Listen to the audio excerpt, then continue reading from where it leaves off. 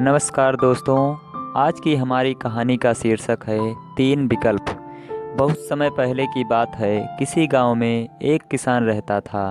उस किसान की एक बहुत ही सुंदर बेटी थी। दुर्भाग्यवश गांव के जमींदार से उसने बहुत सारा धन उधार लिया हुआ था। जमींदार बूढ़ा और कुरूप था। किसान की सुंदर बेटी को देखकर उसने सोचा, क्यों ना कर्जे के बदले किसान के सामने उसकी बेटी से विवाह का प्रस्ताव रखा जाए।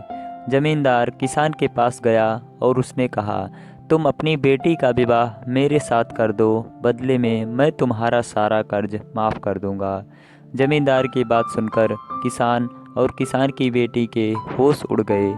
तब जमींदार ने कहा, चलो गांव की पंचायत के पास चलते हैं और जो निर्णय वे लेंगे हमें मानना होगा।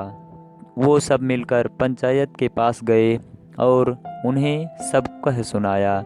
उनकी बात सुनकर पंचायत ने थोड़ा सोच विचार किया और कहा, ये मामला बड़ा उलझा हुआ है, अतः हम फैसला किस्मत पर छोड़ते हैं। जमींदार सामने पड़े सफ़ेद और काले रोड़ों के ढेर से एक काला और एक सफ़ेद रोड़ा उठाकर एक थैले में रख देगा। फिर लड़की बिना देखे उस थैले से एक रोड़ा उठाएगी और फिर उस आधार पर उसके पास तीन विकल्प होंगे। अगर वो काला रोड़ा उठाती है तो उसे ज़मींदार से शादी करनी पड़ेगी और उसके पिता का कर्ज माफ़ कर दिया जाएगा। अगर वो सफ़ेद पत्थर उठाती है तो उसे ज़मींदार से शादी नहीं करनी पड़ेगी और उसके पिता का कर्ज भी माफ़ कर दिया जाएगा। अगर लड़की पत्थर उठाने से मना करती है तो उसके पिता को जेल भेज दिया जाएगा।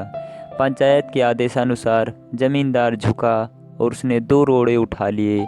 जब वो रोड़ा उठा रहा था तो सब तेज आंखों वाली किसान की बेटी ने देखा। उस जमींदार ने दोनों काले रोड़े ही उठाए और उन्हें थैले में डाल दिया। लड़की इस स्थिति से घबराए बिना सोचने लगी कि वो क्या कर सकती है। उसे तीन रास्ते नजर आए।